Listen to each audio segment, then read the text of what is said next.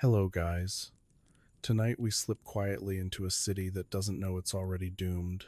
You're standing in 17th century London, and everything around you feels normal enough: wooden walls, overhanging floors, the faint smell of smoke that never really leaves the air. Somewhere nearby, a dog barks, a cart rattles, a church bell ticks the hour. And here's the fun part: you probably won't survive this. Not because you're weak, not because you're unlucky, but because the city itself is a loaded trap, patiently waiting for a spark. So, before you get comfortable, take a moment to like the video and subscribe, but only if you genuinely enjoy what I do here. And while you're at it, drop a comment telling me where you're listening from and what your local time is right now. Now, dim the lights, maybe turn on a fan for that soft background hum, and let's ease into tonight's journey together. You don't notice it yet, but the city around you has already made its decision. London, in the summer of 1666, is a masterpiece of bad ideas stacked on top of one another. Almost every building you see is built from timber oak frames packed with wattle and daub, dried just enough to stand, but dry enough to burn. Roofs are thatched or shingled, treated with pitch to keep out rain, which means they ignite like pre-soaked kindling. Upper floors lean outward over the street, a clever way to gain space in cramped neighborhoods, but also a perfect bridge for fire to leap from house to house.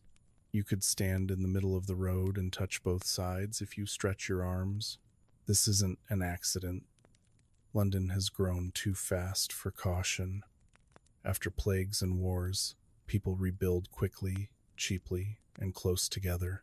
Regulations exist on paper, but enforcement is weak, and everyone bends the rules. Brick is expensive. Stone is slow. Wood is everywhere. The result is a city that looks solid in daylight but behaves like a bonfire when tested. And fire is always nearby. Every home has an open hearth. Every workshop has a flame. Bakers, brewers, blacksmiths' heat is the engine of daily life. You cook with it, warm yourself with it, work with it. Sparks are common, accidents frequent, small fires break out all the time, and most of them are contained. This creates a dangerous confidence. People believe the city can handle fire because it always has. They don't understand the difference between a spark and a chain reaction. Here's a mainstream historical fact that matters more than it sounds. London, in 1666, had no professional fire brigade. None. Firefighting is a community chore. When flames appear, neighbors grab leather buckets, form lines to wells or the river, and pass water hand to hand.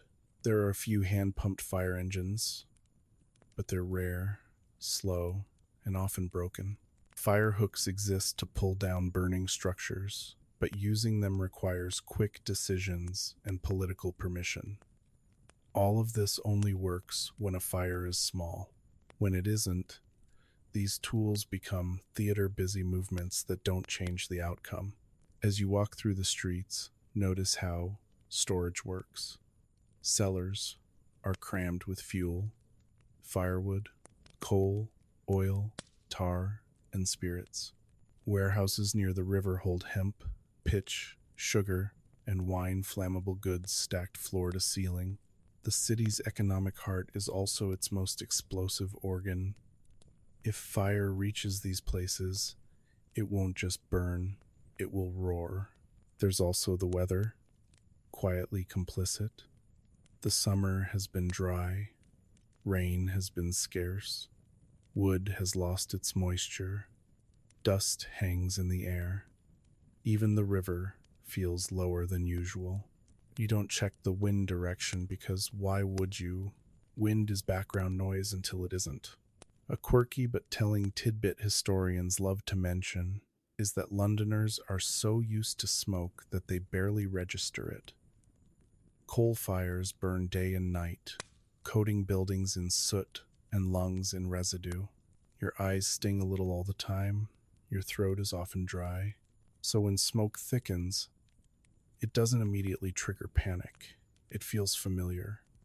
That delay, those few minutes of normalcy, is deadly. There's a scholarly debate tucked into this moment, too. Some historians argue that the Great Fire was inevitable, that London's design guaranteed a catastrophic blaze sooner or later. Others push back, saying inevitability is lazy thinking that better decisions, faster responses, or different weather could have limited the damage.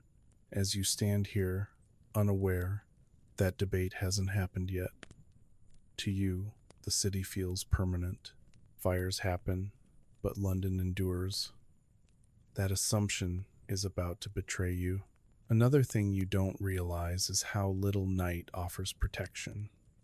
Street lighting is minimal. A few oil lamps glow at intersections, but most roads dissolve into darkness after sunset. If something goes wrong while you're asleep, you won't see it coming. You'll smell it first if you wake up at all. Fire doesn't announce itself politely. It creeps, then rushes. Think about your own house. The stairs are narrow, steep, and wooden. Windows are small, often sealed.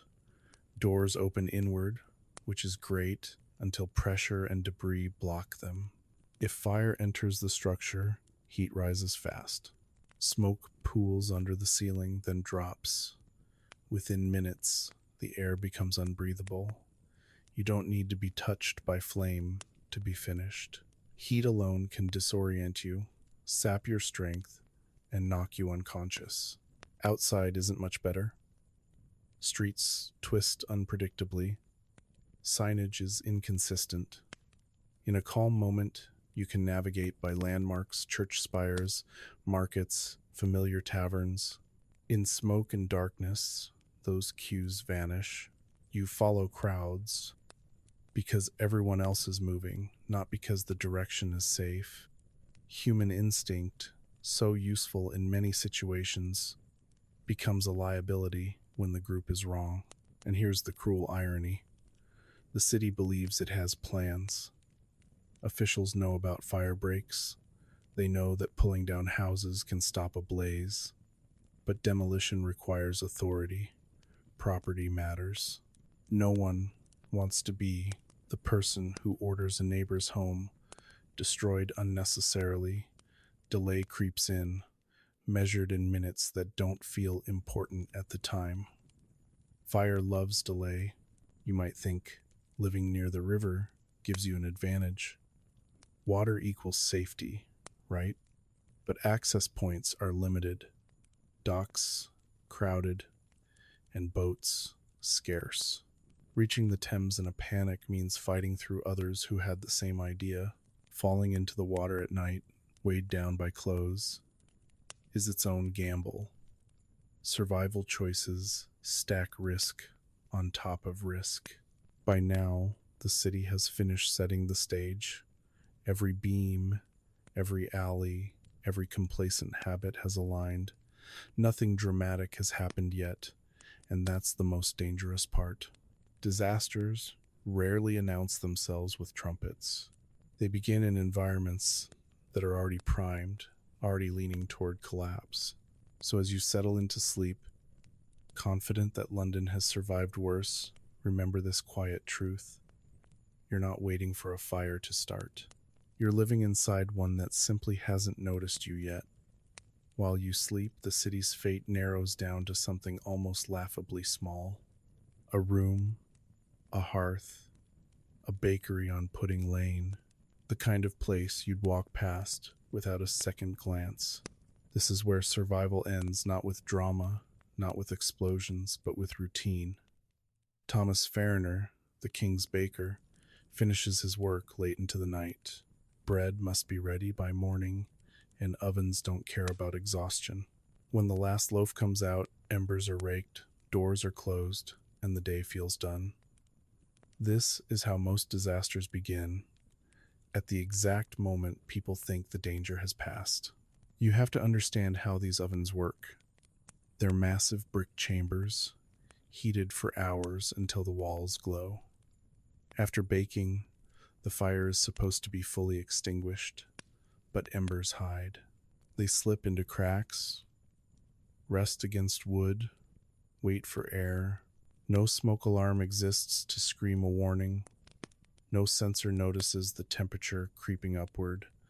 There is only human judgment, and human judgment at midnight is tired, overconfident, and eager for sleep. Sometime after midnight, a spark escapes its prison. It doesn't announce itself. It doesn't flare dramatically. It nibbles. It catches on nearby fuel wooden beams, sacks, maybe stray flour dust suspended in the air. Fire loves flour. In enclosed spaces, it turns from powder to accelerant in a blink. The flames grow quietly at first, shielded by walls, feeding on everything the bakery stores to stay in business. Here's the mainstream historical fact that locks your fate in place. Farriner's Bakery sits tightly wedged between other wooden structures, all leaning inward, all sharing walls, or nearly touching. Fire doesn't have to travel far. It simply steps sideways. Within minutes, the bakery is no longer the center of the problem, it's just the ignition point. Upstairs, people are sleeping. Farriner's family barely escapes. One servant doesn't. This detail is often mentioned softly in history books, almost apologetically, because official death counts from the fire are low. But this single death matters. It proves something crucial. The fire was lethal from its very first breaths. It didn't slowly become dangerous. It started that way. When neighbors notice the glow, confusion sets in. Small fires are common. Someone shouts, someone else hesitates. Buckets are fetched, but water has to come from wells, and wells take time. Flames climb faster than feet can move downstairs. The fire reaches the roof, and that's when control ends. Once it breaches the upper structure, sparks lift into the night air like glowing insects. There's a quirky historical tidbit that sounds almost fictional but isn't. People believed at the time that certain fires could be tired out if left alone, that flames sometimes consumed themselves. This belief isn't stupid, it's based on experience with small blazes, but it creates fatal hesitation. Instead of immediate demolition, instead of aggressive response, people wait to see what the fire will do. Fire uses that patience against them. You, somewhere else in the city, might hear distant shouts or bells. You roll over. London is loud at night. Arguments, carts, animals, drunken singing noise is constant. Your brain filters it out. Smoke hasn't reached you yet. And without smoke, danger feels theoretical. This delay is everything. Officials are alerted. The Lord Mayor is summoned from sleep. He arrives, looks at the fire, and underestimates it. There's a famous line attributed to him, something about a woman's piss being enough to put it out. Whether he actually said it or not is debated, but historians agree on the essence. Authority misjudged the scale. Demolition orders are delayed. No firebreak is created while it's still possible. This moment, this narrow slice of time, is one scholars argue over endlessly. Some say the fire could have been stopped right here with decisive action. Others argue that the wind, the dryness, and the density of buildings already made spread inevitable. You don't get to join that debate. You're living in the consequences of indecision. As flames spread to adjacent houses, heat builds. Windows shatter outward. Air rushes in. Fire breathes deeper. The narrow street becomes a channel, pulling the blaze forward. Sparks fly higher now, landing on roofs farther away. Each landing is a lottery ticket, and fire keeps winning. Still, most of London sleeps. By the time church bells begin ringing in earnest, not for prayer, but for alarm, the fire has moved beyond the bakery. It has momentum. Momentum is the point of no return. From here on, human effort can slow it, redirect it, maybe survive around it, but stopping it outright is no longer realistic. You haven't smelled the smoke yet. That's the last mercy you'll get. You wake up not to flames, but to something far more confusing: noise without context. Bells are ringing, not the calm, measured toll for prayer, but frantic, uneven clanging. Shouts echo down the street, overlapping and dissolving into one another. For a few seconds, your half-asleep mind tries to file this under normal London chaos. Fires happen, bells ring, someone else will deal with it. Then the smell arrives. Smoke doesn't come in politely, it seeps. It crawls along the ceiling first, thin and gray, easy to ignore if you don't know what it means. Your eyes sting, your throat tightens. You sit up, suddenly alert, heart thudding faster than it should at this hour.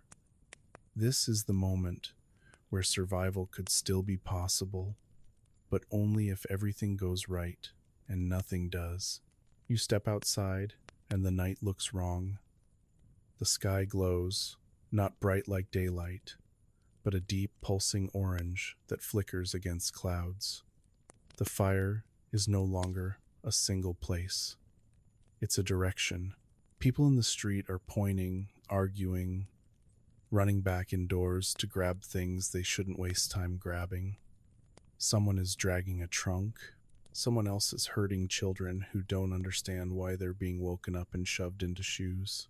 Here's the mainstream historical fact that seals the shift from danger to disaster. A strong easterly wind has risen with the night. Not a storm, not a gale, just steady, relentless airflow aimed directly into the heart of the city.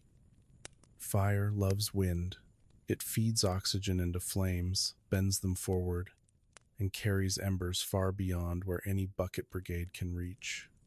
What was a localized blaze minutes ago is now a moving front. The streets betray you immediately. They're narrow, uneven, and cluttered with everyday life barrels, carts, market debris. As people pour out of houses, movement slows to a shuffle.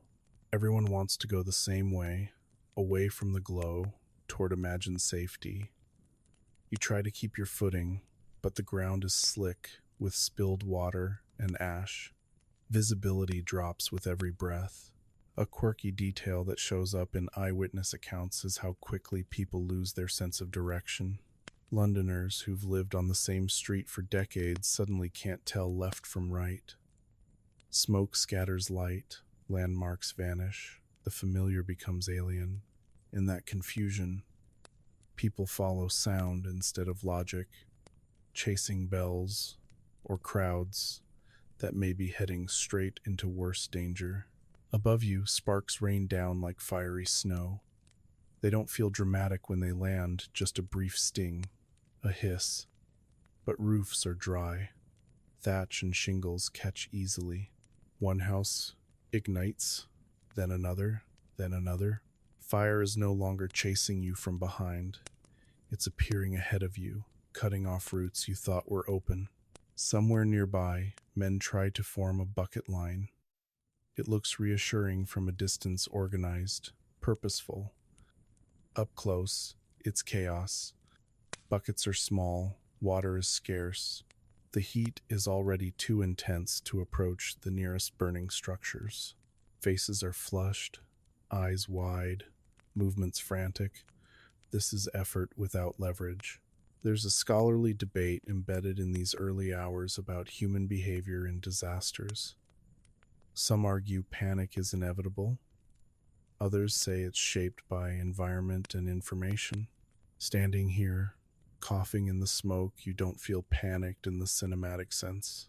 You feel overwhelmed. Your brain is trying to process too many threats at once, and it starts making shortcuts. Those shortcuts are often wrong. You turn back once to grab something, to check on someone, to confirm your house really is lost, and that hesitation costs you precious seconds. Fire doesn't pause, it accelerates. Heat presses against you like a physical force now, draining energy with every step. Breathing becomes work. By the time you realize this isn't a fire you can outrun so much as one you must navigate around, the city's layout has already cornered you. Streets funnel you forward. Wind pushes the flames faster than your legs can manage. And dawn is still hours away. This is the moment London truly wakes up, and the moment survival stops being about strength or courage and starts being about luck. The wind doesn't howl. That's the cruel part. It doesn't announce itself as a villain. It just keeps blowing, steady and patient, turning every flame into a directional weapon. You feel it on your face, warm, drying, pulling the fire forward as if the city itself is inhaling. This is when the fire stops behaving like something you've seen before. It no longer spreads outward in a rough circle. It leans. It advances. You notice the sound first. Fire has a voice when it grows large enough, a low, rushing roar that rises and falls as buildings ignite and collapse. It's not crackling anymore. It's breathing. With every gust, the flames stretch farther down the street, licking windows that were untouched moments ago. Curtains ignite. Wooden shutters curl and blacken. Glass bursts outward with sharp, popping reports that echo like musket fire. Here's the mainstream historical fact that matters now. Eyewitnesses later described the fire moving faster than people could walk. Not run walk. That's not poetic exaggeration. Wind-driven flames leap gaps, travel along roofs, and ignite structures ahead of the main blaze.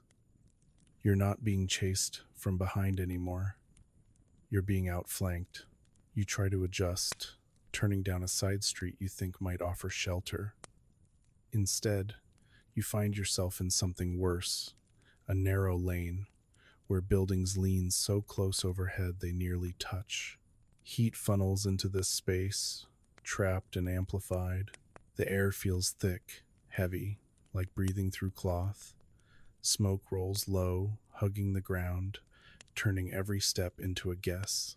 A strange, almost absurd detail shows up in several accounts. People mistake reflections for fire. The glow bouncing off walls makes it seem like flames are everywhere at once. Some run toward danger, thinking it's light. Others freeze, convinced escape routes are already blocked. Your senses can't be trusted anymore. Men with fire hooks appear, trying to tear down buildings to create gaps. It should help. In theory, this is the correct response. In practice, it's too late. Pulling down one house doesn't stop a rain of embers carried by the wind. Worse, collapsing structures throw sparks in all directions. Fire breaks become spark generators. There's an ongoing scholarly debate about whether earlier demolition could have saved large parts of the city. Some historians insist that if decisive action had been taken in the first hour, the fire would have burned itself out. Others argue the wind alone doomed any such attempt. Standing here, pressed against a wall hot enough to blister skin, the debate feels academic. The moment for control has passed. You realize something else, too. The fire is creating its own weather. Hot air rises violently, pulling in cooler air from the sides. This draft feeds the flames even more, accelerating combustion. Papers lift off the ground. Ash swirls upward. The firestorm effect is beginning, subtle but relentless. People around you start making desperate calculations. Jump through smoke now, or wait and hope the flames shift? Push through the crowd, or risk being trampled? A woman drops a bundle. She's been carrying silverware, maybe, and the sound it makes on the stones is shockingly loud. No one stops to help her pick it up. Heat exhaustion sets in faster than you expect. You're not running, but your body is working overtime. Sweat pours out of you, evaporating almost instantly. Your heart races. Every breath brings in hot, dirty air that does nothing to cool you down. Even if you escape the flames, this alone can break you. By now, entire blocks are alight. The fire reflects off the clouds, turning night into a hellish twilight. Bells keep ringing, but they've lost meaning. There are too many of them, overlapping, directionless. Alarm has become background noise. You glance back once more, and the street you came from is gone, hidden behind a curtain of smoke and sparks. The wind pushes at your back, urging you forward whether you want to go or not. Survival has narrowed to a single rule now. Keep moving, even when you don't know where a way is anymore. The street you thought would save you doesn't open up, it tightens. London's medieval layout reveals its final joke roads designed for foot traffic and hand carts, not mass escape. Upper floors loom overhead, jutting out like clenched teeth. When the fire reaches these overhangs, it doesn't need to climb anymore. It simply steps across. You feel the temperature spike before you see why. Flames have reached the eaves above, and heat radiates downward, pressing on your shoulders like an invisible weight. Breathing hurts now. Each inhale scratches your throat, shallow and unsatisfying. Your instinct is to move faster, but the crowd won't let you. Bodies pack the lane, shoulder to shoulder, all of you funneled toward a bend you can't see around. Here's the mainstream historical fact that turns architecture into a weapon. Many London streets were less than 3 meters wide, and some barely half that. Overhanging stories reduced the gap even further. These weren't streets so much as vertical chimneys. Once fire entered them, escape time collapsed from minutes to seconds. Someone stumbles ahead of you. It's a small thing, just a misstep on uneven stone, but the effect ripples backward. People bump into one another. A child cries. Someone swears. You feel yourself pushed, not violently, just enough to knock your balance off. Falling here would be disastrous. Getting up in a moving crowd takes longer than the fire is willing to give. A strange, almost darkly comic detail appears in survivor accounts. People argue mid-escape about direction, about blame, about who was first. Stress strips away politeness with surgical efficiency. You hear someone insisting they know a shortcut. Another person shouts that the river is this way. Neither sounds confident. Smoke thickens as the lane bends. The wind drives it low, forcing you to crouch instinctively. This is where many people would lose consciousness. Not from flames, but from oxygen deprivation. Smoke from burning timber, pitch, and household goods is toxic, a chemical fog that overwhelms the lungs. One deep breath too many, and your legs turn soft. There's a scholarly debate about crowd behavior in historical disasters, whether people act selfishly or cooperatively under pressure. The truth, as usual, is messier. You see both at once. A man helps an older woman over debris, then shoves past someone else without a glance. Morality doesn't vanish. It fragments. The fire reaches the lane behind you with a sudden rush, as if it's been waiting for this moment. The roar grows louder, closer. Heat reflects off the stone walls, trapping you in a corridor of rising temperature. Panic finally breaks through your controlled movements. Your heart hammers, your hands shake. By now, the fire isn't just something happening around you, it's something being managed badly, in real time. by people who have never had to manage anything like this before. Somewhere ahead, authority is waking up fully, and that turns out to be another problem entirely. Word spreads through the crowd in fragments. The Lord Mayor has been seen. Orders are coming. Houses might be pulled down. This should feel reassuring. Instead, it introduces hesitation at the worst possible moment. Because pulling down houses in London isn't just a technical decision, it's a legal one. Every structure represents ownership, rent, inheritance. Demolishing a home without permission risks lawsuits, compensation claims, and political fallout. And while those arguments play out in people's heads, the fire keeps moving. Here's the mainstream historical fact that quietly seals the city's fate. The Lord Mayor, Sir Thomas Bloodworth, delays authorizing large-scale demolitions during the critical early hours. Whether from disbelief, fear of overreach, or simple exhaustion, the decision comes too late. Fire breaks only work when they're made ahead of the flames.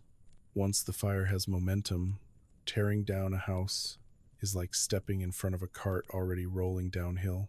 You feel the consequences of that delay immediately. Instead of clear gaps where fire might stall, you encounter half measures. One building torn down here, another weakened there. Jagged walls spill bricks and beams into the street, creating hazards without stopping the spread. Fire leaps the gaps anyway, carried by embers that don't respect property lines. A quirky but revealing detail from the period is that many people believed demolition itself could anger the fire, almost as if the blaze were a living thing that punished interference. It sounds irrational now, but when flames roar louder after a wall collapses, it's easy to mistake physics for intent. Superstition thrives where understanding fails. You pass a group arguing fiercely. One man insists his house must not be touched. Another begs officials to pull it down to save the street. Both believe they're right. Neither has time. The fire makes the decision for them, igniting the roof with a single drifting spark. There's a scholarly debate among historians about leadership failure here.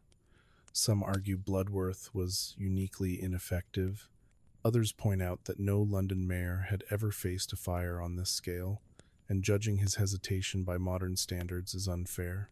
From where you're standing, eyes burning, lungs aching, the debate feels distant. Leadership didn't need to be perfect.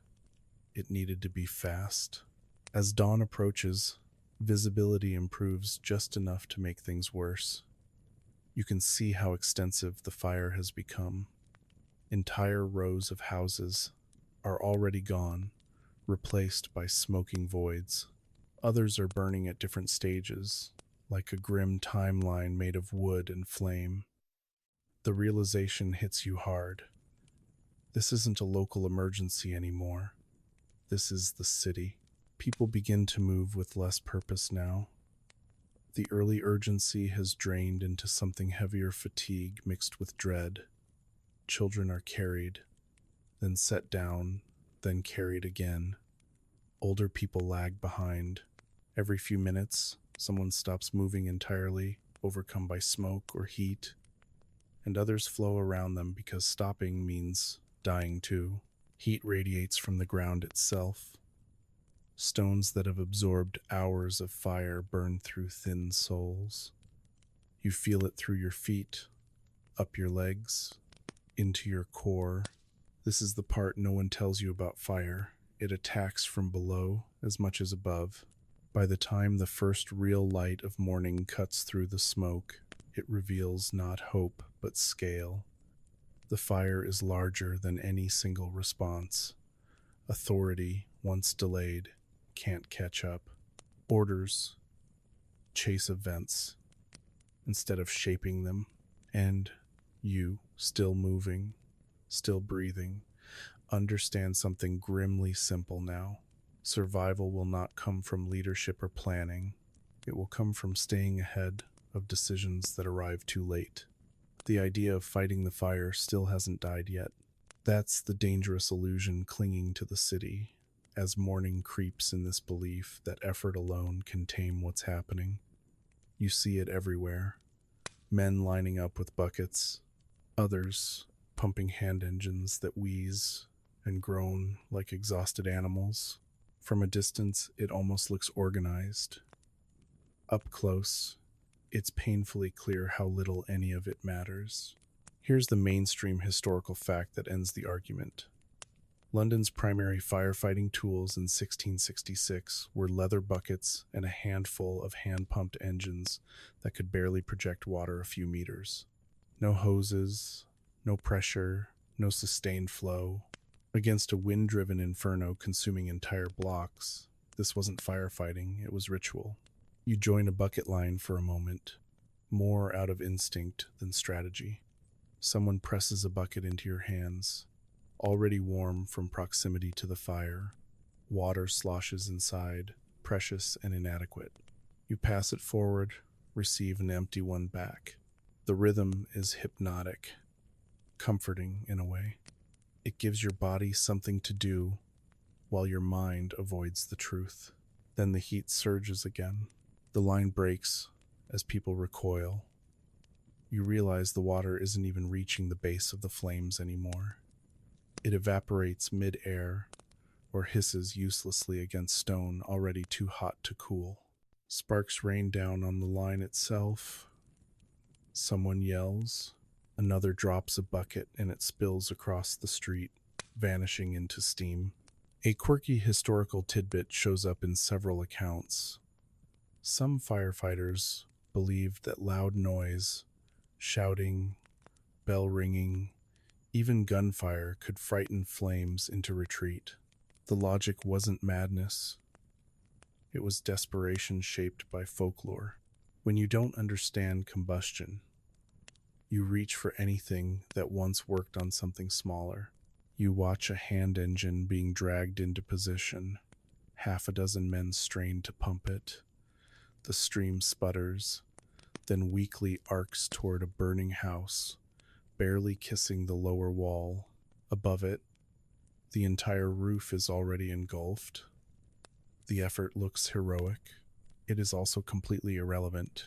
There's a scholarly debate here about whether early modern firefighting culture actually worsened disasters by encouraging people to stay and fight instead of flee. Some historians argue that bucket brigades delayed evacuation, keeping people in harm's way longer than necessary. Others say they provided psychological order in chaos. Standing here, coughing, eyes watering, you feel both truths at once. The line gives you purpose, but purpose doesn't equal safety. You step back as part of a wall collapses with a sound like thunder. Debris crashes into the street, scattering the bucket line instantly. Dust and ash explode outward. When the smoke clears just enough to see again, the fire has already claimed the space the wall once occupied. People begin to understand, not intellectually, viscerally. You see it in the way movements change. Buckets are abandoned. Engines are left where they stand. The line dissolves, not with an announcement, but with silence. One person walks away, then another. Soon everyone is moving again, flowing away from the flames like water, finding lower ground. You feel a strange mix of relief and guilt as you leave. Relief because staying would have done nothing. Guilt because abandoning the effort feels like surrender. But fire doesn't care about your moral calculations. It rewards only distance. At some point, without any clear signal, the fire stops behaving like a collection of burning buildings and starts acting like a system. You feel the change in your body before you understand it intellectually. The air moves differently now. It pulls at you, not in sharp gusts, but in a steady inward draw, as if the city itself is breathing through the flames. This is where physics quietly takes over. Here's the mainstream historical fact that explains why survival odds collapse here. The Great Fire generated conditions similar to a firestorm, where intense heat caused hot air to rise rapidly, sucking in cooler air from the surrounding streets. That incoming air fed the flames, which grew hotter, which pulled in more air. A loop. Once that loop forms, human scale actions stop mattering. You notice loose papers lifting off the ground, drifting toward the glow. Ash swirls upward instead of settling.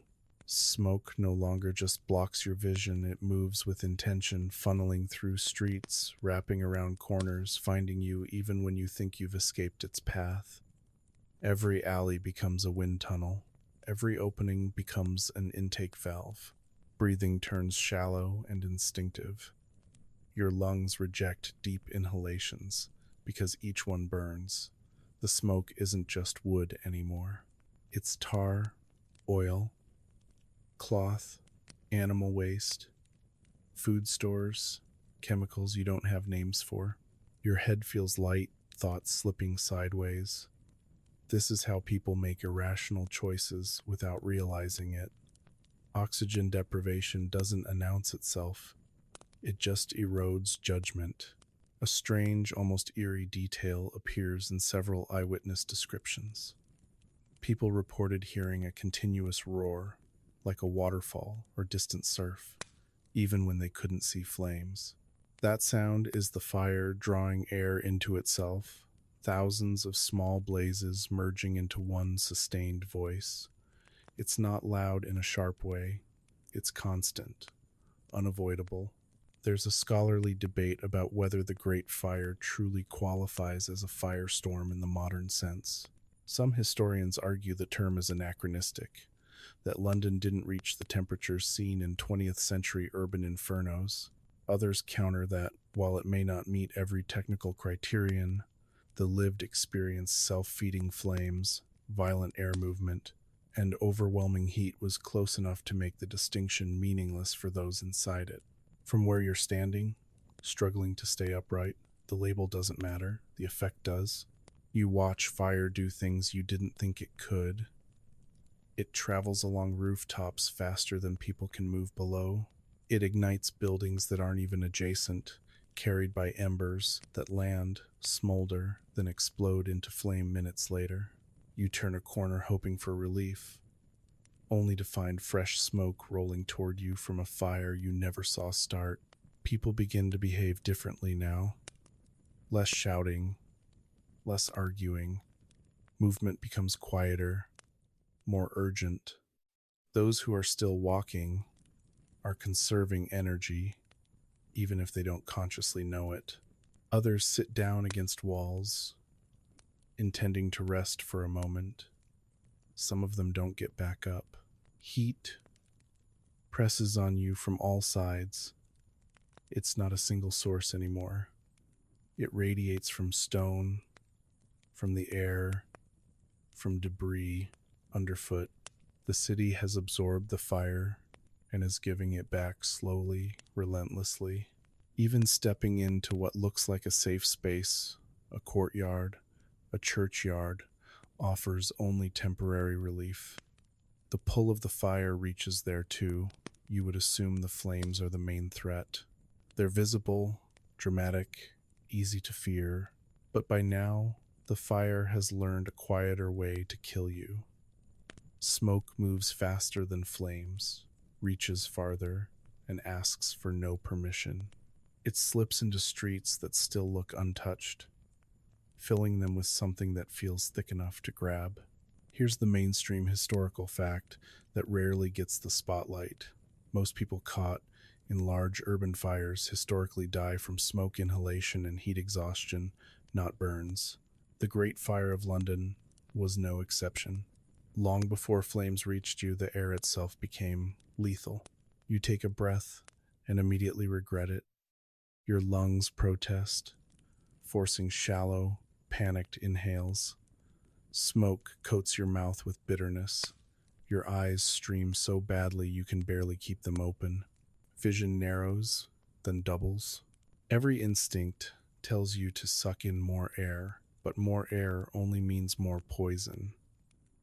It's a cruel feedback loop. The smoke behaves strangely now.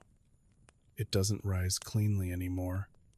Wind presses it down into the streets, where it pools like fog. You crouch instinctively, thinking lower means clearer, but it's everywhere. Thick, gray, yellow in places, tinged with black. Each color means something different, as burning wood, pitch, fabric, oil, but your body doesn't care about the chemistry. It just knows it's running out of time. A quirky historical detail appears in survivor recollections. People describe the smoke as sticky, as if it clung to skin and clothing. Modern science would point to particulates and tar, but to you it simply feels invasive, like something trying to crawl inside you. You wipe your face, and your hands come away blackened. There's a scholarly debate among historians and medical experts about how long someone could remain conscious in these conditions. Estimates vary wildly. Some argue minutes, others suggest seconds once oxygen levels dropped far enough. The truth likely depended on where you were standing, what was burning nearby, and how hard your body was already working. Standing here, dizzy and disoriented, theory feels irrelevant. Your legs feel unreliable. Your thoughts come in fragments. You see someone ahead of you collapse, not screaming, not flailing, just folding in on themselves as if the strings were cut. People step around them, not out of cruelty, but because stopping would mean joining them. You understand that instantly. Empathy doesn't vanish. It gets overridden. Heat adds another layer of danger. Even without direct flame, ambient temperatures climb high enough to overwhelm your body's ability to cool itself. Sweat evaporates too quickly to help. Your pulse races. Your head pounds. This is heat exhaustion sliding toward heat stroke, accelerated by dehydration and panic. You start making mistakes. You turn down streets without remembering why. You follow shapes instead of plans. At one point, you realize you've been walking toward the glow instead of away from it, hypnotized by light in the smoke. That realization jolts you just enough to change direction, but it costs energy you don't really have left. People shout warnings that don't help. This way. Not there. Voices echo strangely in the smoke, distorted and directionless. Sound lies now. You can't trust it. You can barely trust your own judgment. By the time you reach an area that looks clearer, your body is already compromised. Even fresh air feels thin. Your chest aches with every breath. If you stop moving for too long, you know you won't start again. The fire doesn't need to catch you. It just needs you to sit down. This is how survival quietly slips away, not in flames, but in breath-by-breath decisions made under air that no longer wants you alive. Darkness should be comforting. It should hide danger, soften edges, slow everything down. But this darkness is different. It's active. It moves. Smoke turns night into something thicker than black, something you can feel pressing against your face. The fire has erased the normal rhythm of time. No clear night, no clear morning, just a long, disorienting stretch where fear never fully resets. Panic doesn't arrive all at once. It leaks in, first as urgency, then as impatience, then as something sharper. You feel it in the way people start pushing without meaning to, how hands grip sleeves a second too long, how apologies vanish, because breath is more valuable than words. Panic here isn't screaming hysteria, it's compression. Too many bodies, too little space, not enough air. Here's the mainstream historical fact that matters in this moment. Eyewitness accounts repeatedly describe crowds moving blindly through smoke-filled streets, often straight into danger because visibility dropped to near zero. In the Great Fire, darkness wasn't the absence of light, it was the presence of smoke. You reach an intersection that should feel like a relief. 4 possible directions. Choice. Instead, it freezes you. All 4 streets look the same. Gray, swirling, glowing faintly at the edges. Someone yells that one way is clear. Another voice insists it's blocked. You can't tell who's right. You can't even tell where the voices are coming from. Sound bends in smoke, bouncing off walls, arriving late, or from the wrong direction. A strange detail, recorded by several survivors, is how quickly people stopped recognizing faces.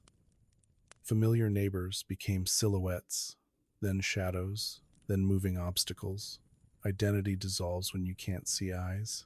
You're not surrounded by people anymore, you're surrounded by motion. Someone bumps into you hard enough to knock the wind from your lungs. For a terrifying second, you can't breathe at all. Your body panics before your mind does, gasping reflexively, dragging smoke deeper inside. You double over, dizzy, spots exploding across your vision. If you go down now, you know you won't get up easily. There's a scholarly debate about whether panic spreads socially or physiologically in disasters like this. Some argue fear is contagious through observation, seeing others run triggers flight. Others point to environmental stressors like heat and oxygen deprivation as the true drivers. In this darkness, the debate collapses. Smoke steals oxygen. Lack of oxygen steals reason. Panic is simply the result. You start making smaller decisions. Don't think about escape. Think about the next 5 steps. Avoid walls that feel too hot. Avoid streets that slope upward toward the glow. Keep moving where air feels marginally cooler. Survival reduces itself to crude rules like these. Some people break. You see it happen. A man refuses to move, insisting his house is nearby, that he just needs to find his door. 2 others try to pull him along. He fights them, panicked, irrational. They eventually let go. You don't judge them. You understand. At some point, your hands start to ache, not from heat, but from gripping things that don't matter anymore. A strap, a bundle, a piece of your life that your body insists on carrying even while your lungs beg you to let go. This is where survival becomes psychological before it's physical, where instinct clashes with habit in ways that cost people their lives. You see it everywhere around you. People hauling chests that scrape along the stones, slowing them to a crawl. Someone clutching a framed mirror, its glass already cracked, reflecting firelight in warped flashes. Another dragging bedding, trailing behind, like a sail catching sparks. These objects feel essential because they always have been. They represent safety, memory, continuity. The problem is that fire doesn't care what something represents. Here's the mainstream historical fact that undercuts centuries of romanticized survival stories.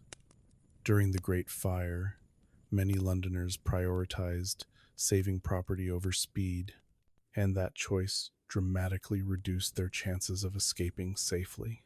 Contemporary diaries mention people stopping repeatedly to retrieve goods, even as flames closed in, not because they were foolish, but because disaster rewires judgment. A peculiar, almost tragic tidbit appears in several accounts. People buried valuables in gardens or cellars, convinced they'd return for them in a day or 2.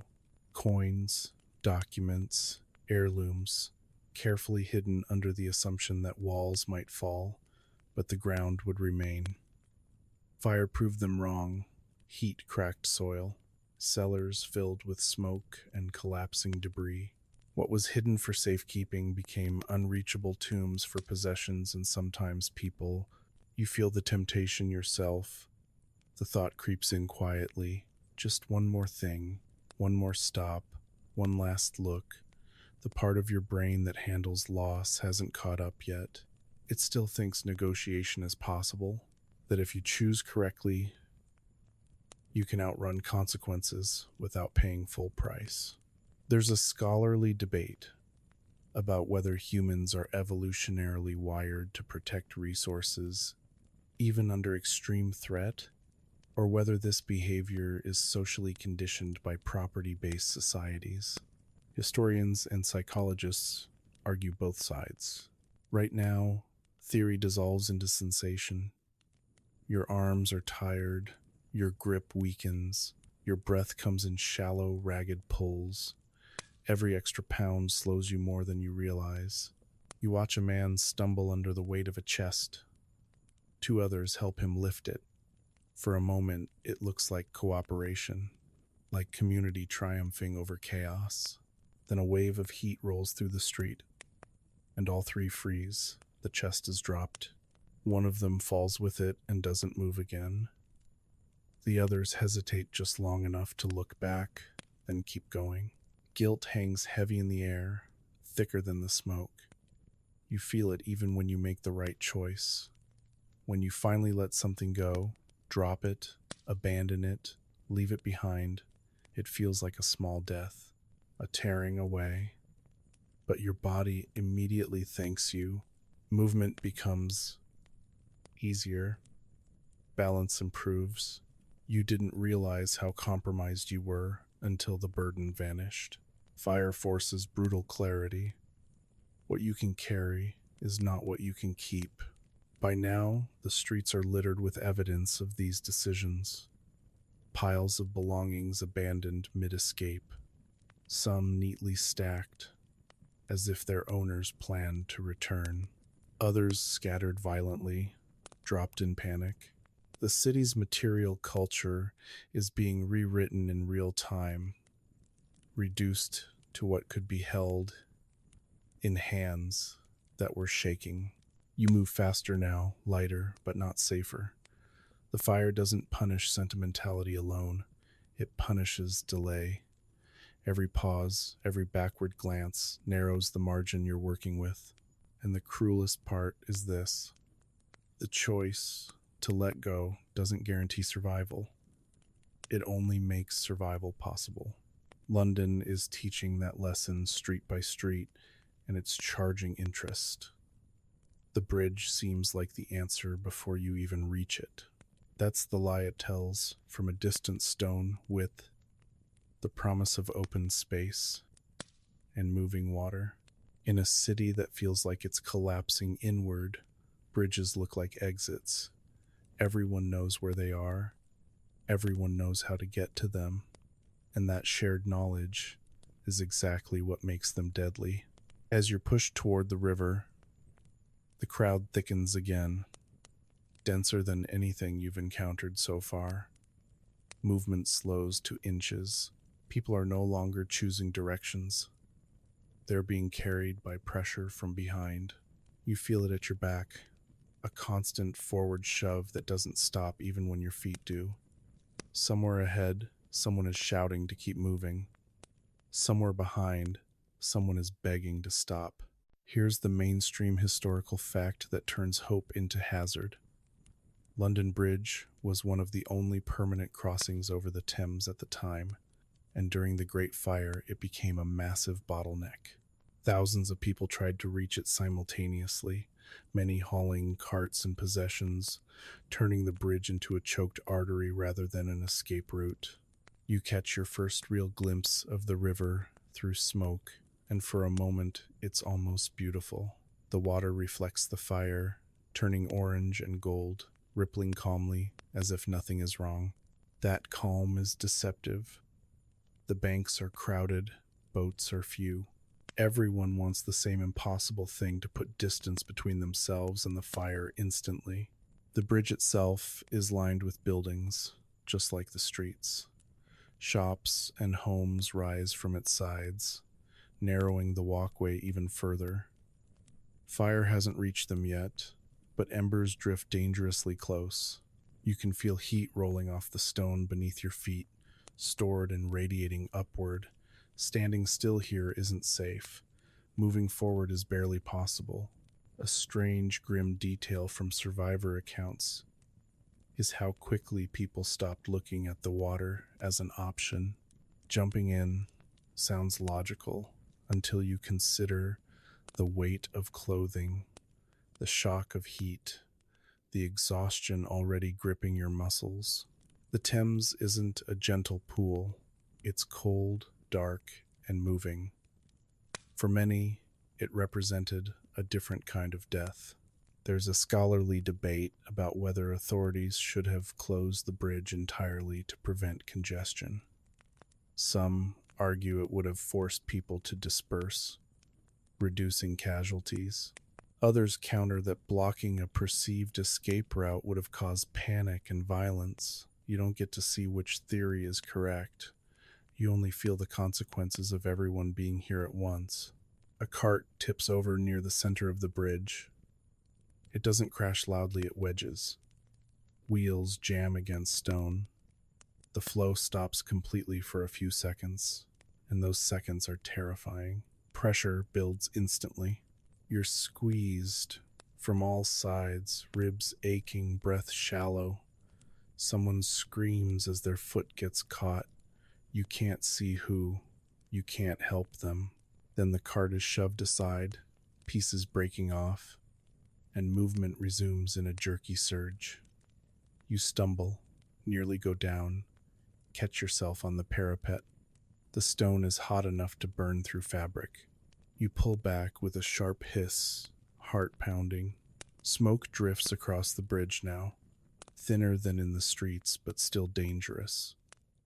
Wind carries it low over the water, wrapping the crossing in a shifting veil. Visibility drops again. People shout warnings that arrive too late to be useful. The river below disappears entirely. When you finally reach the far side, relief hits you so hard it almost knocks you over. You've crossed. You've escaped the immediate crush. But as you look back, you realize something chilling. The fire doesn't care about the river as much as you hoped it would. Sparks drift over the water. Buildings on the bridge begin to smolder. The bridge wasn't an exit. It was just another test, and London still isn't done narrowing your options. By the time explosives are mentioned, you understand how far things have slid. This isn't a clever solution anymore. It's desperation wearing the costume of strategy. The word moves through the crowd unevenly, half-whispered, half-shouted. Gunpowder. Houses are going to be blown up. Fire breaks made the hard way. In theory, this should have happened hours ago. Controlled demolition is one of the few tools capable of stopping a fire like this. Remove the fuel, and the flames starve. In practice, it's terrifying. You're asking people already running for their lives to stand still while someone packs barrels of powder into basements and lights fuses. You're asking them to trust timing, judgment, and luck in a city where all three have already failed repeatedly. Here's the mainstream historical fact that defines this moment. Once the Duke of York, future James II, takes command, large-scale demolitions using gunpowder finally begin. Unlike earlier hesitant measures, these are decisive. Walls vanish in thunderous blasts. Entire houses collapse in seconds. And for the first time since the fire began, the flames hesitate. You feel the explosions before you understand them. A deep concussion travels through the ground, up your legs, into your chest. Dust surges into the air, mixing with smoke so thick it briefly blocks everything else out. People scream, not always in fear, sometimes in shock, sometimes in relief. The noise cuts through the constant roar of fire like punctuation. A bizarre, almost cinematic detail appears in several accounts. People cheer when buildings are blown apart. not because they enjoy destruction, but because it represents action, something finally pushing back. In a disaster defined by helplessness, even violent solutions feel comforting. There's a scholarly debate here about effectiveness. Some historians argue that gunpowder fire breaks were the single most important factor in stopping the Great Fire. Others point out that a shift in wind direction days later mattered just as much. The truth is probably both. Explosions create space. Weather decides whether that space holds. From your position, the blasts are a mixed blessing. On one hand, they offer hope, clear gaps where flames falter. On the other, they introduce new dangers, flying debris, unstable walls, sudden collapses that don't announce themselves. You keep your distance instinctively, but distance is hard to judge when visibility is poor and crowds move unpredictably. One explosion goes wrong nearby. The blast knocks you off balance, sending you sprawling onto hot stone. For a terrifying moment, the air is knocked from your lungs completely. You gasp, mouth opening reflexively, and inhale dust and smoke instead. Coughing racks your body as you scramble back to your feet, dizzy and panicked. This is the kind of injury that doesn't kill immediately but weakens you enough to make everything else harder. People argue again, this time about where the next blast should be, whose house, which street. Ownership still matters. Even now, someone screams that their home is empty, that it's safe to blow it. Another shouts that theirs holds valuables, or family, or memories. The fire doesn't wait for consensus. You notice something unsettling. Explosions don't sound as loud as you expect after hours of roaring flames. Your ears are exhausted, your senses dulled. Catastrophe has become normalized.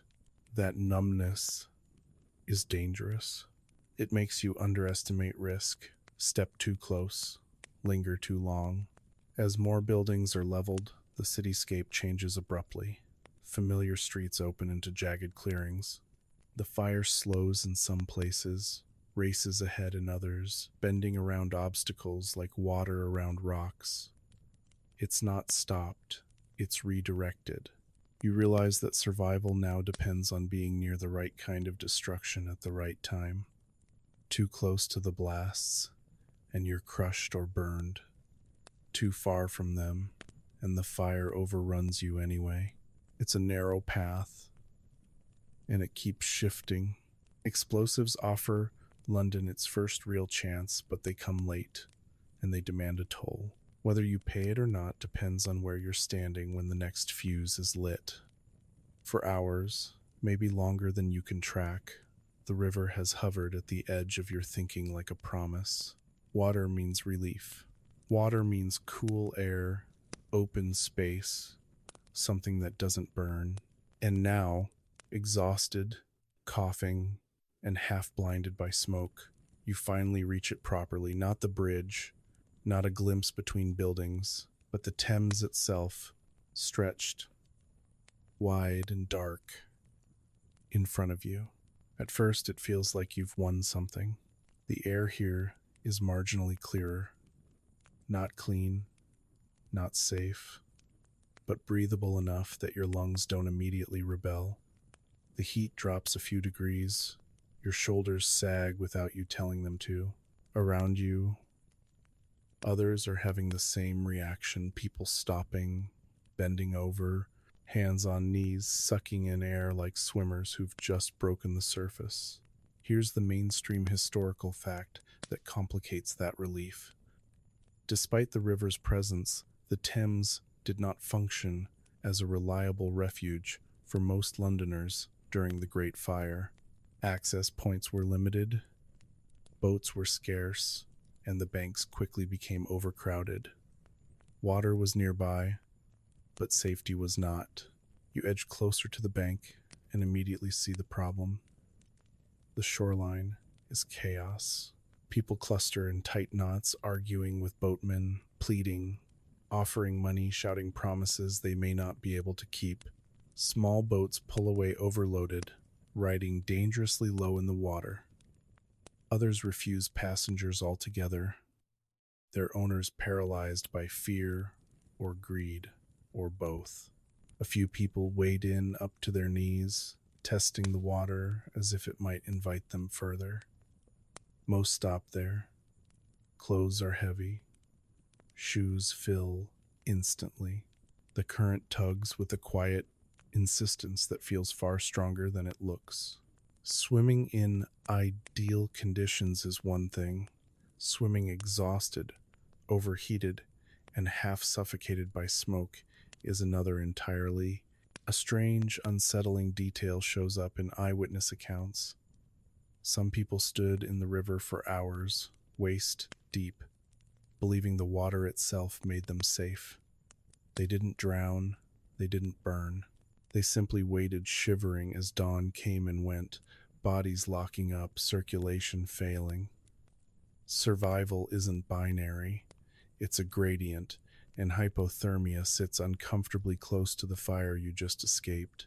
There's a scholarly debate about whether the Thames saved more lives than it cost. Some historians argue it provided a critical buffer, a place to breathe and regroup. Others point out that reliance on the river drew people into bottlenecks and delayed movement away from danger. Looking around, you can see both arguments playing out at once. Fire reflects off the water now, dancing in broken patterns. Sparks hiss as they land on the surface, briefly extinguished, only to be replaced by more drifting down. Smoke rolls low over the river, pushed by the same wind that fed the flames. Even here, the fire's influence hasn't let go. You consider staying. Many do. Sitting on the bank, backs to the river, eyes fixed on the city as it burns. There's something mesmerizing about it, something that quiets the panic for a moment. That moment is dangerous. Rest turns into inertia. Inertia turns into exposure. Behind you, the fire is still moving. It hasn't reached the river everywhere, but it's trying. Where buildings crowd close, flames lean toward the water, testing the boundary. The river isn't a wall. It's a gap the fire can jump in places, especially when embers ride the wind just right. Eventually, you understand the truth the river reveals. Proximity to safety is not safety itself. Standing near water doesn't undo smoke in your lungs or exhaustion in your muscles. It doesn't refill wells or conjure shelter. It only buys time, and time, tonight, is expensive. As you move along the bank, looking for space, for boats, for anything resembling a plan, the illusion finally dissolves. The Thames isn't an escape, it's a pause. And pauses, in a disaster like this, are where people decide, often without realizing it, whether they'll make it any further at all. Night doesn't really end, it just thins. The sky lightens from black to a sickly gray, and with it comes a new problem you weren't prepared for. There is nowhere left to go inside. Escaping the flames was only half the equation. Now you're exposed, standing in open ground with tens of thousands of others who've had the same idea. All of you blinking at a ruined horizon as if waiting for instructions that will never arrive. You thought reaching open space meant safety. Fields, churchyards, squares, places without walls, without fuel. But safety requires more than distance from fire. It requires shelter, water, warmth, and rest. You have none of those in any reliable amount. Here's the mainstream historical fact that quietly reshapes the disaster. By the second day of the Great Fire, more than 70,000 Londoners were homeless, sleeping outdoors or in makeshift camps. The fire didn't just burn buildings, it erased infrastructure. No roofs, no beds, no kitchens, no latrines. Survival didn't improve when the flames moved on. It got harder. You settle on the ground because your legs finally refuse to cooperate. Stone is cold now, leaching heat from your body that the fire had forced into it hours earlier. Your clothes are stiff with soot and sweat. When the breeze shifts, you shiver violently, teeth chattering hard enough to make your jaw ache. Fire stole your strength. Exposure is here to collect what's left. Around you, the city's population rearranges itself into clusters, families, neighbors, strangers, bound together by proximity rather than trust. Some people try to organize. Someone suggests sharing food. Someone else suggests moving again. Both ideas sound exhausting. Most just sit, staring at nothing. A quirky but telling detail recorded in diaries is how quiet these camps could become. After hours of shouting, running, and roaring flames, people ran out of noise. Children stopped crying. Adults stopped talking. Silence spread not because things were okay, but because everyone was empty. There's a scholarly debate about whether exposure after the fire caused more deaths than the flames themselves. Official records don't show it clearly. Death reporting was inconsistent, and many people simply disappeared into the chaos. Some historians argue the low death toll is misleading, masking indirect fatalities from dehydration, infection, and exhaustion. Others say Londoners were resilient, that mutual aid prevented mass die-off. Sitting here wrapped in smoke-stained clothing, you suspect the truth lies somewhere in between. Water becomes a quiet obsession. Wells in burned areas are unusable. The river is distant or crowded. People pass around cups, skins, anything that might hold a few mouthfuls. You drink when you can, slowly, because drinking too fast makes you cough. Your throat feels raw, scraped from the inside. Sleep tries to claim you, but it's shallow and broken. Every crack of collapsing timber jolts you awake. Every shift of wind carries the smell of smoke back over the camp. Your body doesn't know if it's allowed to rest yet. It stays half alert, burning energy it can't afford to lose. This is the phase of disaster no one dramatizes. No flames, no heroics, just endurance stretched thin. People who survive the streets start to fail here, not loudly, not visibly, but gradually. They stop standing up when prompted. They stop responding quickly. They fade into the background of the crowd. As the sky brightens further, you realize something deeply unsettling. The fire may still be burning, but the city you knew is already gone. Survival now isn't about escape. It's about whether your body can recover faster than the consequences of the last 24 hours can catch up to you. And for many, this open, roofless morning is where the odds finally turn against them. As the day drags on, a new danger seeps into the cracks left by fire and exhaustion, not flames, not smoke, but fear turning inward on itself. When people are pushed past their limits, the mind starts looking for reasons, for patterns, for someone to blame. Disaster without explanation feels unbearable. So, explanations are invented. You notice the shift in tone before you understand it. Conversations change.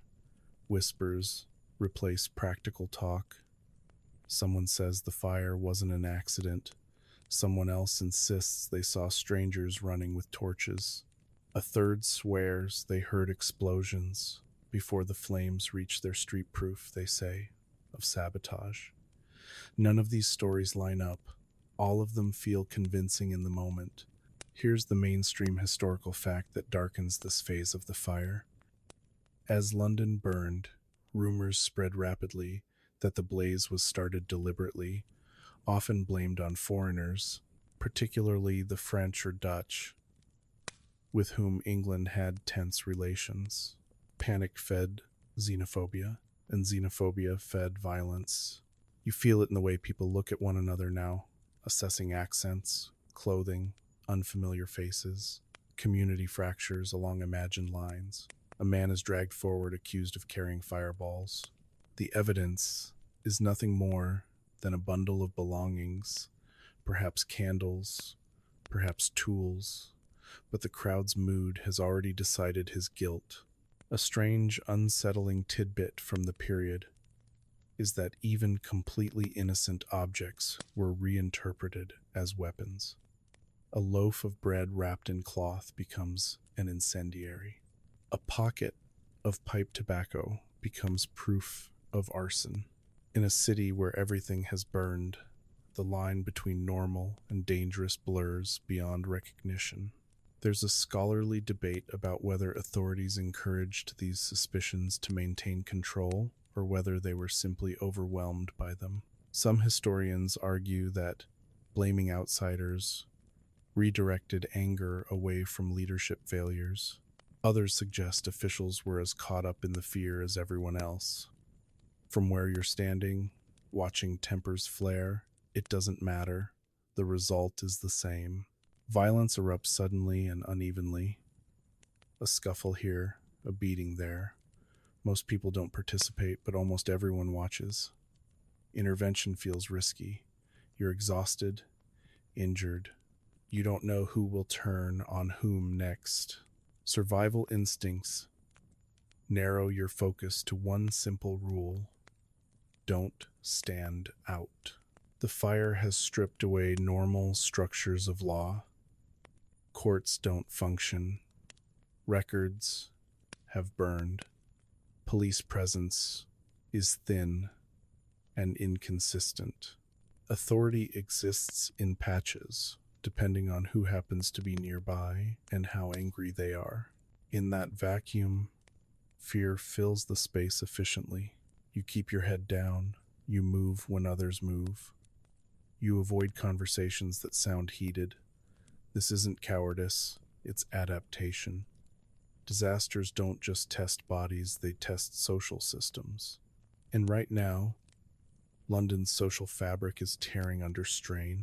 By evening, the accusations grow wilder. Someone claims the fire is spreading underground. Someone else says it's divine punishment.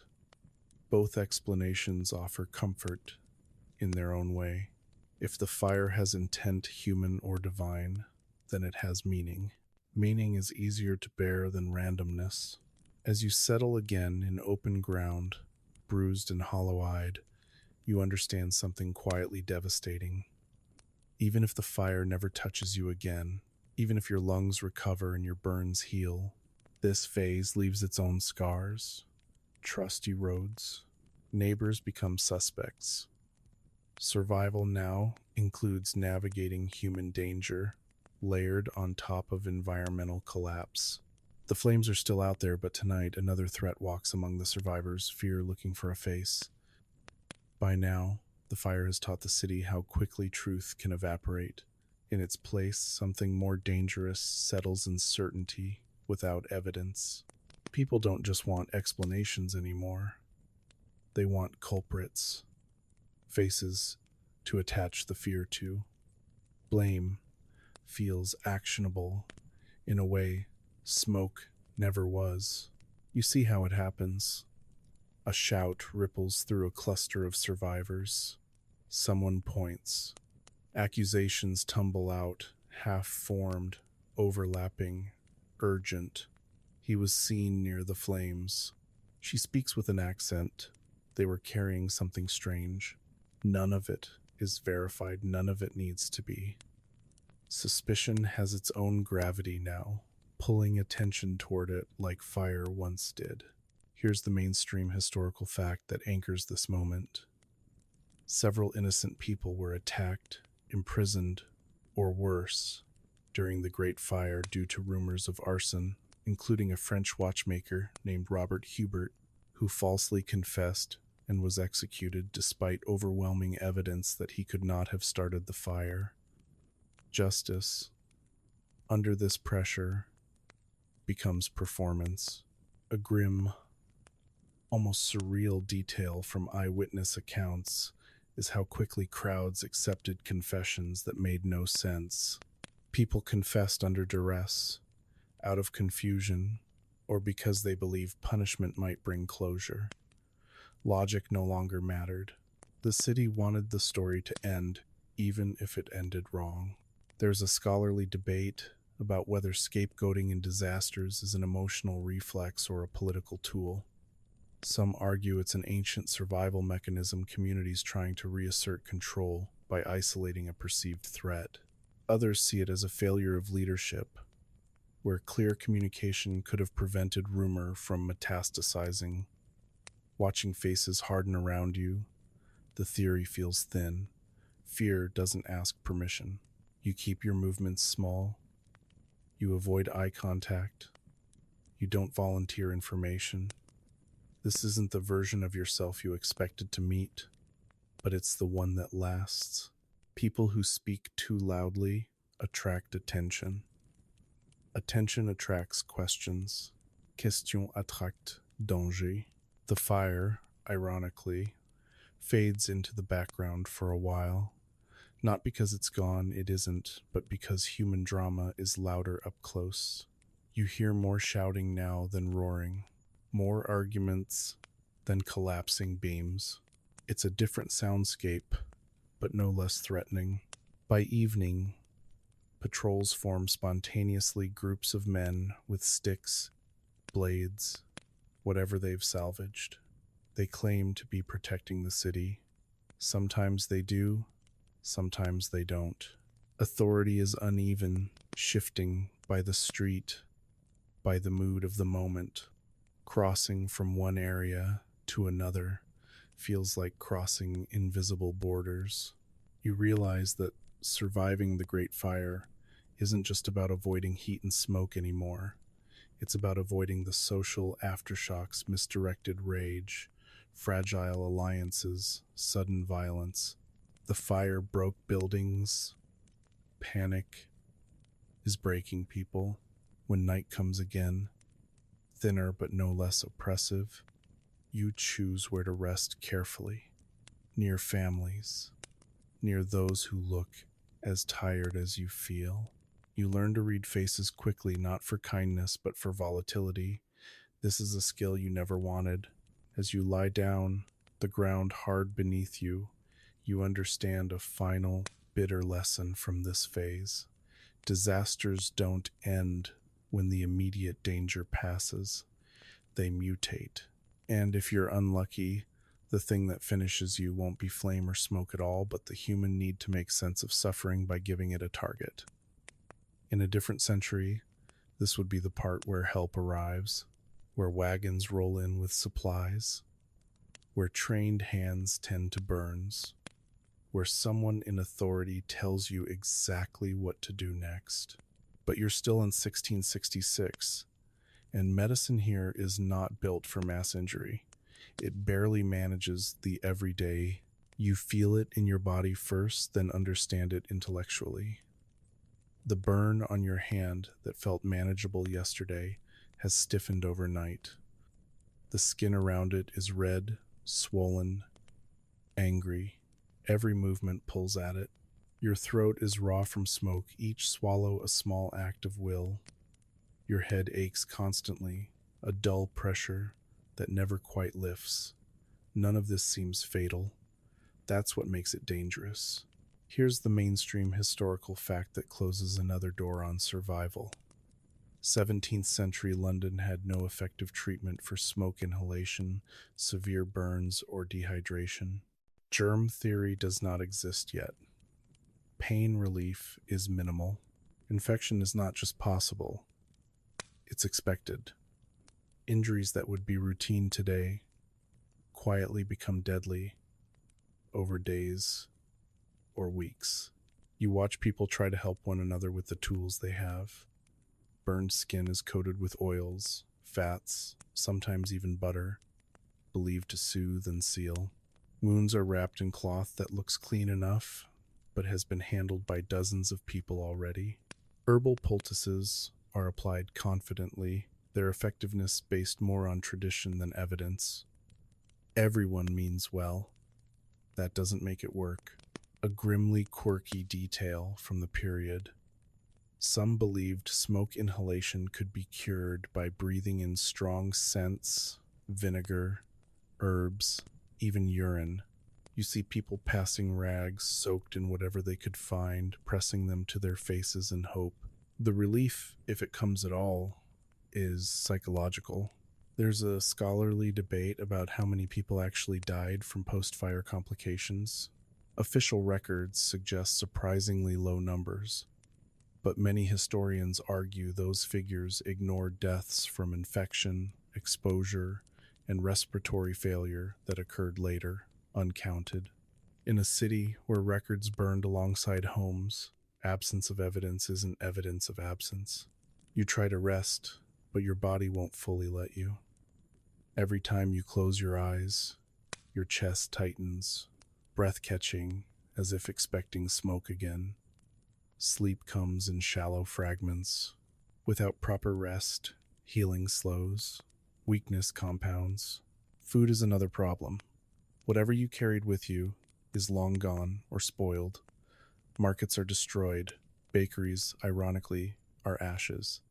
What food appears is inconsistent and often unsafe. You eat when you can, because hunger is quieter than thirst, but just as draining. Around you, people begin to deteriorate in subtle ways. Someone develops a fever. Someone else's cough deepens, becomes wet and rattling. Burns that looked clean turn dark at the edges. There's no isolation, no sterile space, no understanding of contagion. Illness spreads through proximity and exhaustion. You realize something unsettling. The fire selected survivors arbitrarily, but the aftermath is methodical. It favors the young, the uninjured, the lucky. It punishes anyone already compromised, even slightly. Survival now is less about bravery and more about biology. By the time evening falls again, the city feels quieter, not because things are better, but because energy is running out. People lie still longer. Conversations shorten.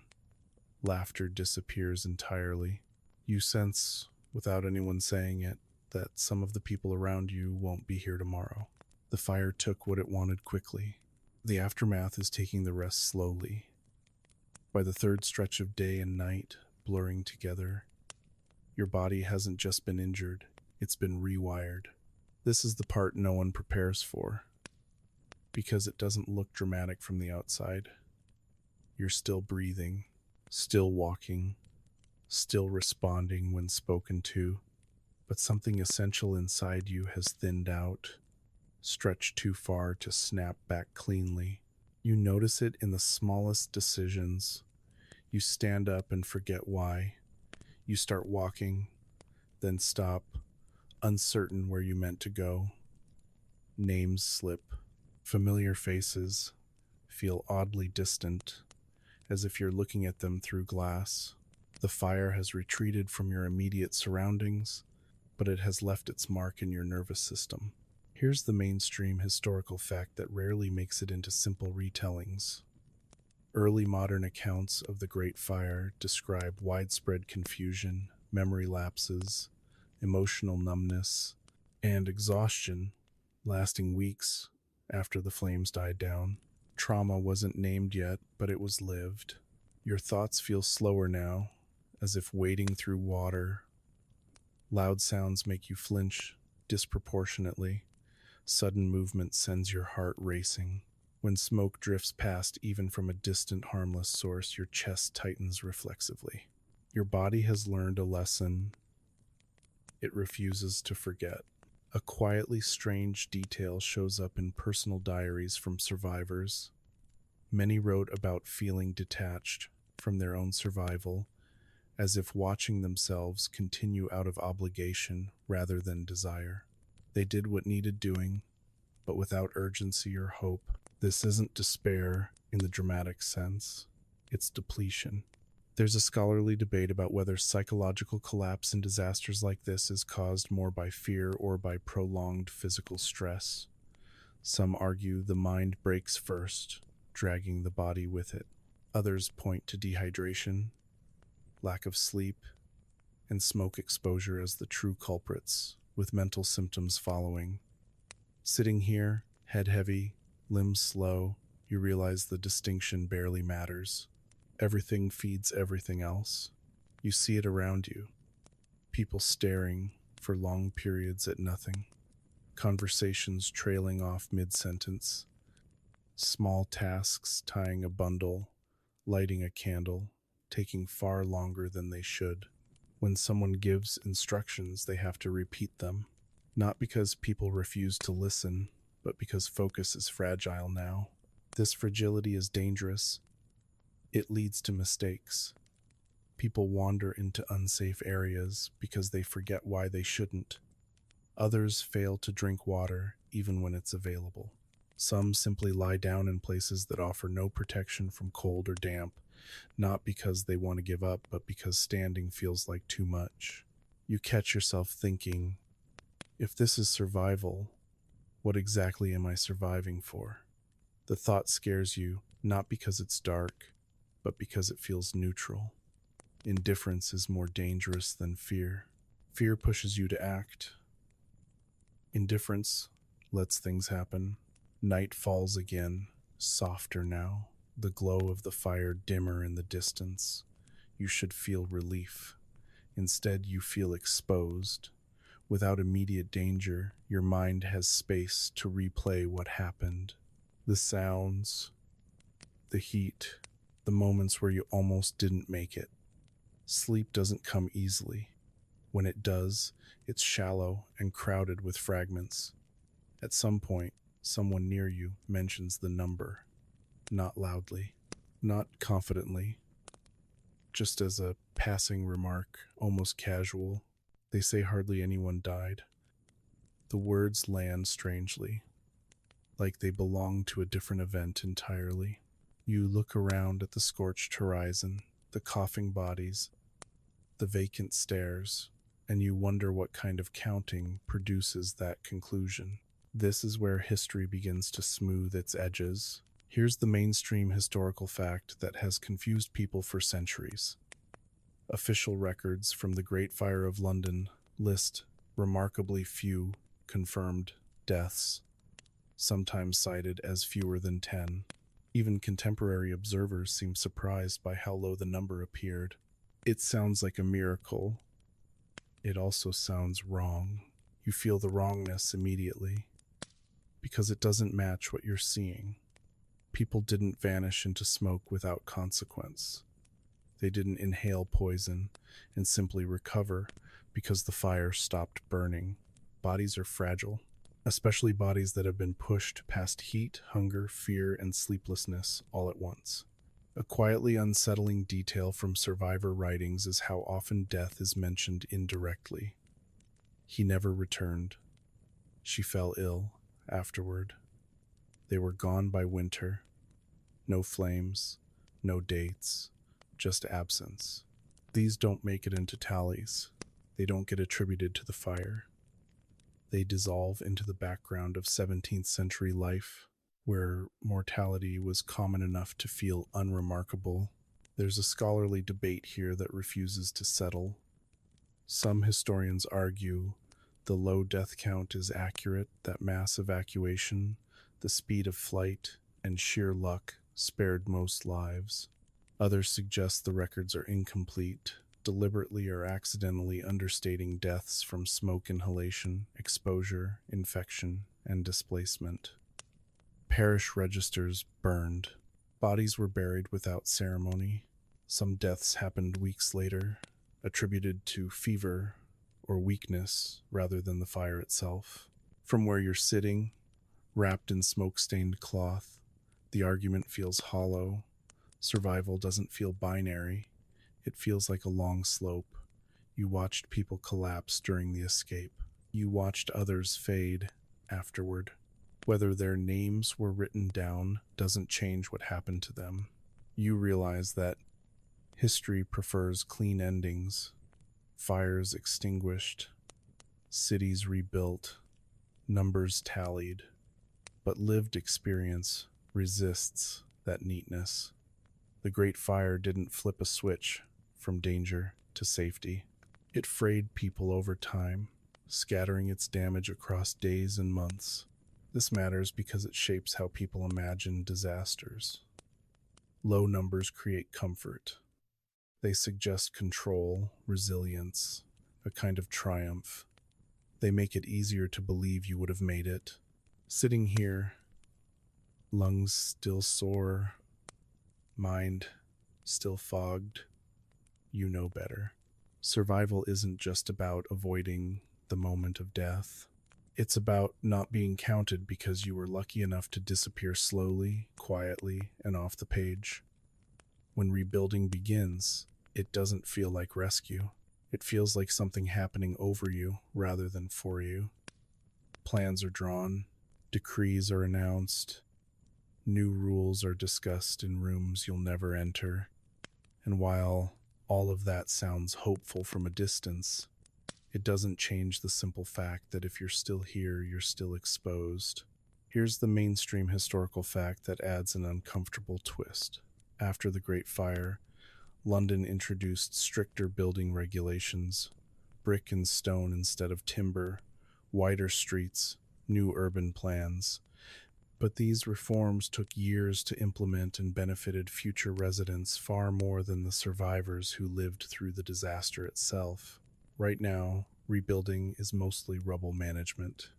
Burned beams are dragged aside, smoking foundations are prodded and left to cool. The city smells different, less like active fire, more like damp ash and rot. It's not relief, it's aftermath. And aftermath is where bodies fail quietly. You watch surveyors pace out land that used to be homes. They talk about measurements, alignment, improvement. Their voices carry confidence, as if order has already returned. But the people sitting nearby, wrapped in rags, coughing into their hands, are still operating in survival mode. Future London is being imagined, while present London struggles to stay upright. A strange, almost bitter detail from this period is how quickly people were expected to adapt. Survivors were urged to rebuild, to resume trade, to restore normalcy, even when they had no tools, no money, and no physical strength left. Resilience became an expectation rather than an achievement. If you couldn't keep up, you weren't heroic, you were inconvenient. There's a scholarly debate about whether post-fire reforms justify the suffering that preceded them. Some argue the Great Fire was a necessary catalyst, that without it, London would never have modernized so thoroughly. Others reject that framing entirely, pointing out that cities don't need mass trauma to improve, only the political will that often follows it. Sitting here, watching others plan a city you may not live to see, the idea of necessity feels obscene. Your body hasn't recovered. The cough lingers. The burn still aches. Infection is a constant threat, especially as people crowd together in temporary shelters. Sanitation is poor. Waste accumulates. Water sources are strained. Fire may have ended, but disease hasn't even started yet. You notice how the city's attention shifts away from people like you. The story becomes about architecture, economics, progress. Survivors fade into statistics or disappear entirely from the narrative. This is another way disasters kill, by moving on before everyone is ready. The hardest realization settles in quietly. Even though the fire is over, you're no longer living with the city. You're living behind it. Rebuilding doesn't rewind damage. It layers something new on top of something unresolved. And in that gap between what was lost and what will be built, survival becomes a matter of endurance without recognition. This is the part where stories usually lie to you. Centuries later, people will say things like, London learned its lesson, or the fire made the city stronger, or at least something good came of it. Those sentences sound comforting because they wrap chaos in meaning. They suggest order, progress, a kind of moral arc. But standing where you are still coughing, still tired, still unsure where you'll sleep tonight, those ideas feel disconnected from reality. Here's the mainstream historical fact that fuels the myth. The Great Fire did lead to significant urban improvements, wider streets, brick construction, better planning. London would eventually become safer, cleaner, more resilient to fire. On paper, it's a success story. The problem is timing. Those benefits belong almost entirely to people who come after you. Right now, myths are already forming around the fire, even before the last embers die. You hear them in conversation. It was God's will. It cleared out the plague. It was a blessing in disguise. These explanations don't come from cruelty. They come from discomfort. People need disasters to mean something because randomness is terrifying. A peculiar but telling detail from early commentary is how quickly exaggeration and minimization coexist. Some claim the entire city was destroyed. Others insist hardly anyone suffered. Both distortions serve the same purpose. They simplify something that was anything but simple. Nuance is exhausting when you're still hungry. There's a scholarly debate about whether historical disasters are remembered as they were lived or as societies need them to be remembered. Some historians argue memory is shaped less by facts and more by narratives that support identity and continuity. Others insist careful reconstruction can recover the truth. The uncomfortable answer is that both are happening at once. The Great Fire you survived is already slipping away, replaced by a cleaner, more manageable version. You notice how people talk about survival now. We were lucky. We got through it. London endures. These statements aren't false, but they're incomplete. They leave out the people who didn't get through it. Not spectacularly, not memorably, but quietly. The ones who died later. The ones who never recovered their health. The ones who drifted away, displaced, unnamed. This matters because myth shapes expectation. If the fire wasn't that deadly, then surviving it must not have been that hard. If the city rebuilt, then the suffering must have been temporary. These assumptions flatten experience. They erase the long tail of disaster, the weeks, months, and years where consequences linger without drama. You feel that long tail in your own body, in the way your chest tightens at the smell of smoke, in the way loud noises still make you flinch, in the way sleep doesn't fully refresh you anymore. These aren't heroic scars. They're invisible ones. History doesn't know what to do with them. People also underestimate how close everything came to being worse. That's another myth, the idea that the outcome was inevitable, that London would always survive, that you would always find a way out. Living through it taught you otherwise. Survival hinged on moments so small they barely register in retellings. A street not yet blocked, a gust of wind shifting just enough, a decision to drop something instead of carry it. If any one of those moments went differently, you wouldn't be here to hear the myths forming. As rebuilding plans solidify, you see how quickly attention moves forward. There's impatience now, an expectation that grief should resolve itself, that exhaustion should fade. People talk about the fire in the past tense, even as its effects sit heavily in the present. You're expected to adapt, to be grateful, to participate in the future. This is where modern misunderstandings really take hold. From far away, in time or comfort, disasters look like events. Start, middle, end.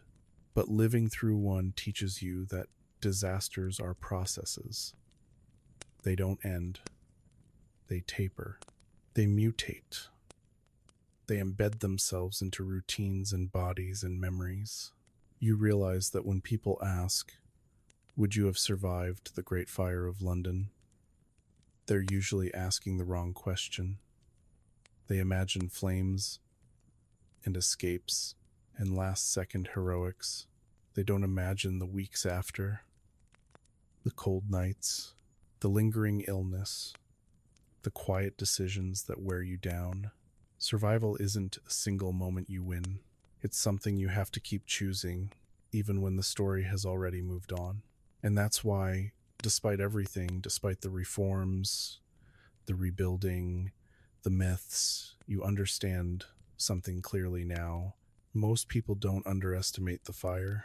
They underestimate what comes after. By the time the last flames finally give up, there's no announcement, no cheer, no clear moment where danger officially ends. The fire doesn't collapse in on itself. It thins, retreats, leaves behind a city that feels hollowed out rather than saved. Smoke still curls from ruins. The ground stays warm in places, treacherously so. You learn quickly not to trust silence. This is where all the earlier threads quietly tie together. Here's the mainstream historical fact that frames the ending you're living through. The Great Fire burned for 4 days, destroying roughly 80% of the city of London. When it finally stopped, it wasn't because the city beat it. It was because fuel ran out and the wind eased. Survival was never a victory. It was an outcome shaped by limits. You walk through streets that no longer look like streets. Landmarks are gone. Routes you memorized as a child don't exist anymore. Even smells are unfamiliar. Charcoal, damp ash, something sour beneath it all. You feel disoriented in a place you've known your whole life. That disorientation doesn't fade quickly. It becomes the new normal. People start to separate now. Some leave London entirely, heading for relatives, villages, anywhere that isn't scorched. Others stay, driven by obligation, hope, or the simple lack of alternatives. You don't know which group you'll end up in. Decisions feel heavier than they used to, as if each one carries consequences you can't fully see. A strange, quietly heartbreaking detail from the period is how many survivors never returned to the exact spots where their homes once stood. Not because they couldn't, but because they didn't want to. The absence was too loud. Memory made the ruins feel more dangerous than the fire ever did. There's a scholarly debate about whether disasters fundamentally change people or simply reveal traits that were already there. Some historians argue trauma reshapes priorities permanently.